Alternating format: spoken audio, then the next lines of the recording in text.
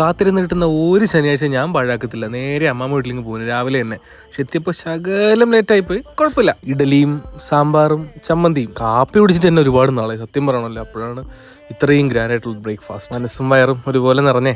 ലഞ്ചിന് മീൻകറി ഇല്ലാന്ന വിഷമത്തിൽ ഞാൻ ഇങ്ങനെ ഇരിക്കുമ്പോഴാണ് സ്പെഷ്യലായിട്ട് അമ്മാമ്മയുടെ നല്ല ചിക്കൻ കറിയും കിഴങ്ങും പിന്നെ പാവയ്ക്ക ഫ്രൈയും. പക്ഷേ ടു ബി ഓണസ്റ്റ്, ഞാൻ നേരത്തെയും പറഞ്ഞിട്ടുണ്ട്, ചിക്കൻ കറിയും കിഴങ്ങുണ്ടെങ്കിൽ ബാക്കി എന്ത് ഐറ്റംസോടെ ഉണ്ടെങ്കിലും ഇല്ലെങ്കിലും അതൊരു പ്രശ്നമേ അല്ല. അമ്മാമ്മ ഈയിടയ്ക്ക് ഇഞ്ചിക്കറി ഇട്ടായിരുന്നു. അതോടെ ഞാനൊരു ഇഞ്ചിക്കറിയുടെ വലിയ ആരാധകനും കൂടിയായി. അമ്മാമ്മയുടെ ഇഞ്ചിക്കറിയുടെ ഓക്കെ.